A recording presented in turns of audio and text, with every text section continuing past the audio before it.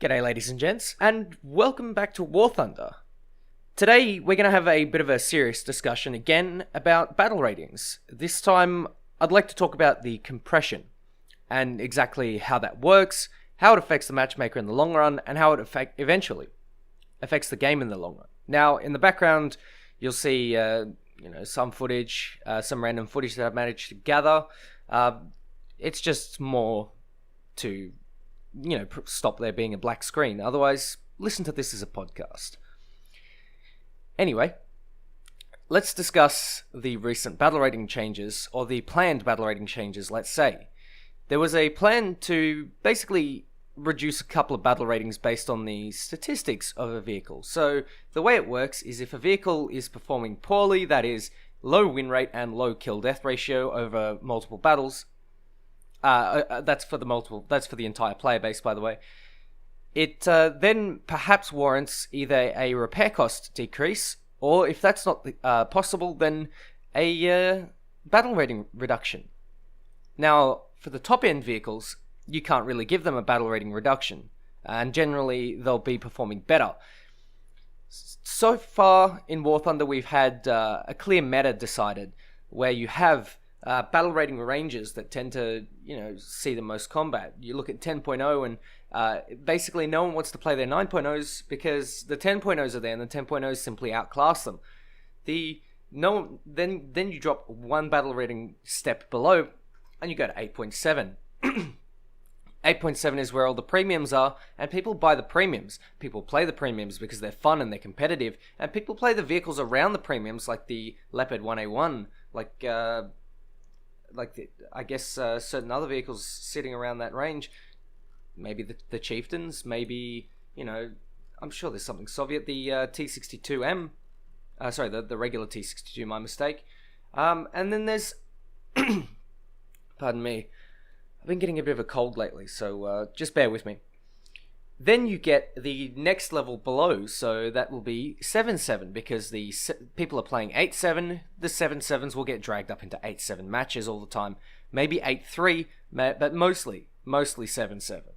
So, no one is likely to play 7-7. What does that do? Drags everyone up into the next battle rating step. So you have 6-3, and then that drags everyone from 5-3 up. Although, I will say, because no one plays 7-7, sometimes you get a lot of games at battle rating 6.7. Because no one has decided to play 6.7 anymore. It becomes a dead BR. 7.0 then becomes your sort of reasonably big BR. But 6.7 is extremely prolific because America and Germany have very, very good 6.7 lineups. And people still like to play them. As well as the British, of course. I can't really forget them. And at the same time, what that does is that drags up things at 5.7, T-34-85, Tiger 1, T-25. These tanks get dragged up into 6.7 matches all the time. And you will see this. If you play your Tiger 1, you'll know that you'll always be facing T-29s. So what does this mean? This means that at battle ratings 9.0, 7.7, 5.7, what am I doing? You will have vehicles with lower win rates because they constantly get up tier. Now, one of the things that brought this to my attention was the Orange Doom's latest video on the CL13 in Ground RB.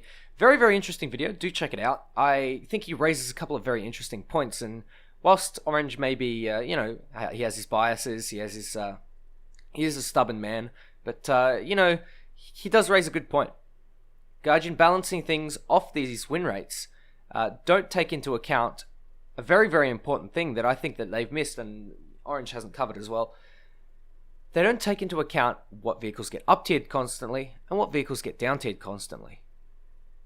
In their statistical analysis, what Gaijin does is they have a look at the win rate and they have a look at the kill-death ratio. They don't have a look at what battle rating it constantly fights at. If, for example, you in your Tiger 1 was constantly killing T-29s, and every Tiger 1 driver was constantly killing T-29s, that would warrant, for example, as an example, the Tiger 1 to be raised to 6-0. Obviously, that's not the case. In fact, the opposite happens. The T-29s stomp on the Tiger 1s, because the Tiger 1 does not have the APCR shell that is required to penetrate the T-29 in the turret. Now, obviously, there are some vehicles that shouldn't be at their battle ratings. Now, I don't think the Tiger 1 should be facing the T29, but down tiering it to 5.0 is not the answer. What needs to be done is for the T29, the Tiger 2, and other heavy tanks with more than 200mm of armor, which is pretty much just the T29 and its variants, and the Tiger 2 and all of its variants, except the pre-production one, the Tiger 2P. What needs to be done is battle rating decompression. And this is a symptom of War Thunder. Obviously, the more you spread the battle ratings, the more balanced it becomes. You get to a point, though, where every tank is at a separate battle rating and you have an infinite battle rating spread. Theoretically, you can have an infinite spread. And that is where you would get the ideal balance. However, we don't have that number of players to sort of throw out the game. We don't have, a million people playing the M18 Hellcat. It doesn't work that way. We have to keep it in a confined area to, allow for queues to be relatively reasonable. Now, for this to happen, obviously Gaijin needs a player base, but at the same time, the way you scare your player base away is by giving them an iconic tank, so the Tiger 1, and putting it up against a tank that it is very difficult to face. On the flip side, the Tiger 1 in a down tier actually stomps. It does exceedingly well when you angle your armor, when you use your tank properly, not going brawling with it, using your turret armor, using your gun properly, and picking your shells correctly, not using that heat shell, using the APHE with the most penetration, or the APCBC. These are certain things that newer players may not always experience, and I know countless people in their Tiger 1 that suffer facing against T29s every single day. I think at most, the Tiger 1 should be facing the Super Pershing. At most. I would say the battle ratings need to be spread out a little bit. If not top tier, 6.7 is the really important one. I think the battle ratings below, so basically from, 5.0 all the way down to the bottom, are pretty good. They're pretty reasonable for the most part. And there is where you see the most balanced gameplay. You get the most nations with the most competitive tanks, and everyone is happy. Australia with their AC-4 Thunderbolt in the British tree, you have the Comet, you have the Sherman Firefly, you have the Super Sherman, you have the stabilized Shermans, the M4A1 and the M4A2, you have the Cheeto, the second one, Chiri 2.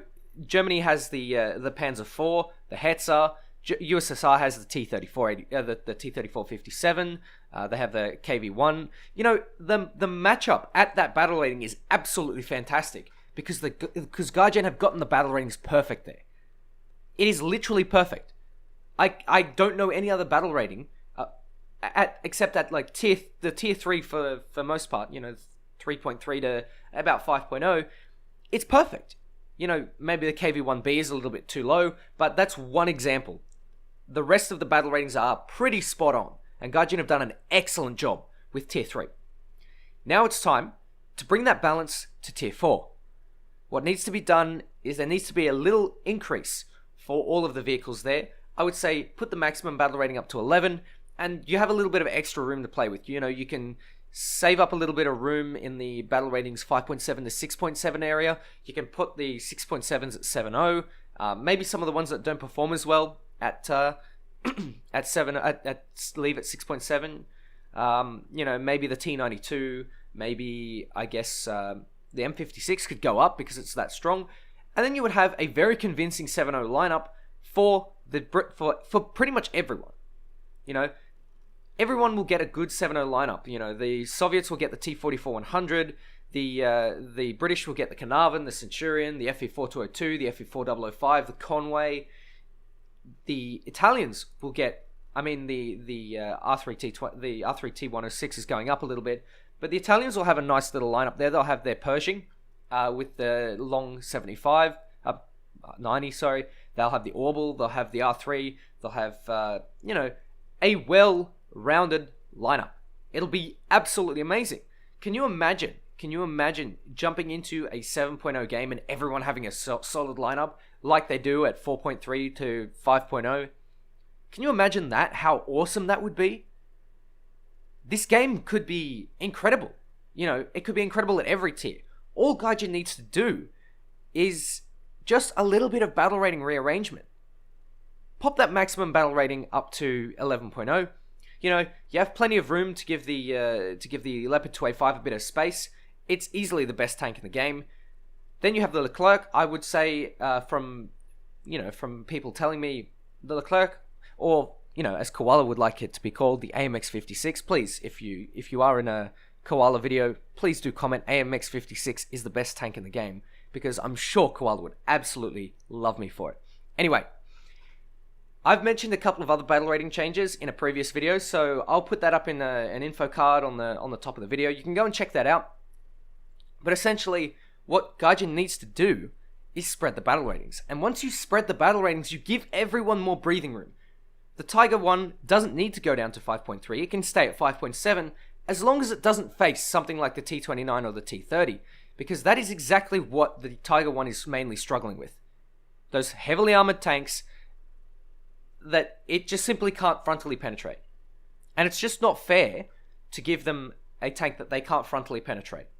Even if it's just a single weak spot, or a couple of weak spots, like the Tiger 2 Henschel, or the Tiger 2 Production rather. The T25 has a decent dynamic with the Tiger 2H. It needs to, get a flank shot or use its APCR shell. Much like the M36, much like the 76 Jumbo, which is 6.0 for some reason, It's more of an equivalent to the Tiger 2. The Tiger H1 in my opinion, but we'll leave that for another discussion. I honestly think that there is real potential in just increasing the battle rating by 0.3. There's so much that can be done, and I think this would really give the War Thunder Tier 4 battles a boost. Can you imagine jumping into your Tiger 1 and not having to face the T34? Sure, you may have to face the T92 that has 250mm of pen, but you can penetrate that back just as easily. In fact, if you had a 50 cal, you could penetrate it from the side. You can penetrate it frontally with an Ostwind. You have your options there. It is, it's a double-edged sword. I think there is a real good point here with the tanks, and with the planes even more so. The T2. I've gone on about the T2 for about 3 videos now. I'm not going to talk about it anymore because I'm dead-ass sick of it. I've made my point in the video. Go and watch that one as well. I think there is real merit to increasing the battle ratings to 11.0. And it's just one battle rating. One whole battle rating. And there's so much that can be done. It'll encourage people to get into those jets, to get up into those high tiers, and it'll increase the amount of players coming back. So many people that I know go, I get to my Tiger 1 and I'm facing T29s every game. I just don't want to play War Thunder anymore. And honestly, if you come to War Thunder for the Tiger 1 and you get let down like that, I can't blame you. I can't blame you. If all you want to do is play your Tiger 1 and you can't do that, I can understand where you're coming from. And Gaijin should really adapt their battle ratings to suit that. I don't think putting it down to 5.3 is reasonable, because at 5.3 it'll do way more damage than if it is at 5.7. Much like the T29 and the Tiger 2 reigns supreme over 6.7. I think what should be done is the battle rating should be increased. Putting it down to 5.3 is a bit of a lazy solution, in all honesty. I think it should go up. I think all the battle ratings should go up, and we should get one more spread. Just one more. For the amount of vehicles that we have, I think it's warranted that we can go up to 10.0. To 11.0. Anyway, ladies and gents, that's enough ranting for now. Let me know what you think in the comments below, and I will be streaming on the main War Thunder channel again tonight. We're looking at Playday number 5 for the Grand Finals, and this is the second last Playday. So, ladies and gentlemen, thank you very much for supporting the stream as well. And, thank you very much for watching. Anyways, ladies and gentlemen, take care, and I'll catch you next time.